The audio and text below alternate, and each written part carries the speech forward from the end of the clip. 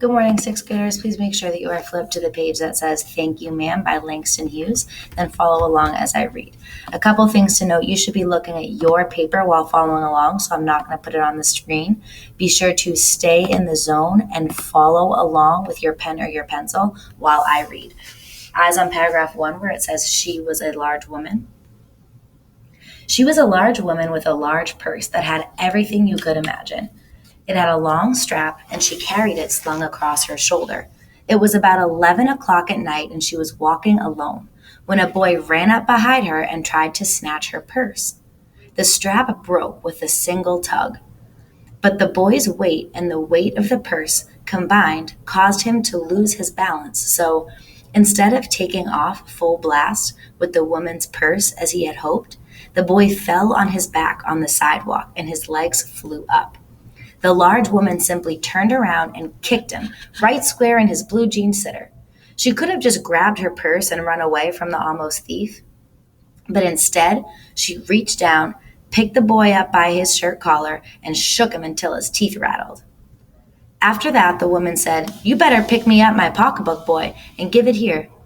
She still held him, but she bent down enough to permit him to stoop and pick up her purse.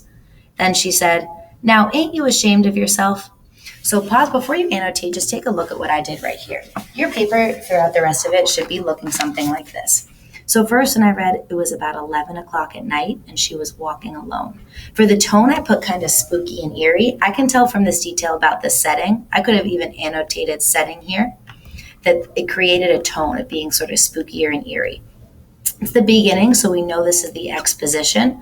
When it says that the woman turned around and kicked him, then she could have gotten up, just run away, but she picked him up and shook him till his teeth rattled. That taught me that this character, this woman, is strong and she's brave and a fighter. And I learned that because of our character's reaction to a conflict. Her conflict here is a person versus person conflict that a man tried to steal her purse. And then as we keep reading, I continue to learn about how my character is very strong and brave, but our author reveals that through dialogue. I see that revealed through the things that she says to him in dialogue right here. She says, "You better pick me up by my pocketbook, boy, and give it here."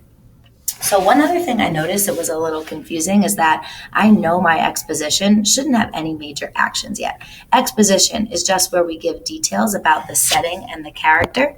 But there's some big action right here at the start. A boy tries to snatch her purse. So I was a little bit confused. I can't tell if we jumped to the climax really quickly or if our author did something weird with the exposition. So I wrote that down. I put climax and a question mark because these annotations should show my thinking while I read.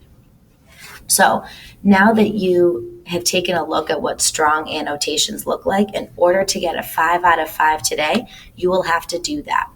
So try and make sure that your paper looks like this, then go ahead and add any annotations before you move on. Another thing that I didn't do here that I forgot is I should have circled the word permit because I didn't know what that meant. So I should have circled it and then sort of tried to define permit based off of context clues. So go ahead, annotate this, and then go to the next video on the website.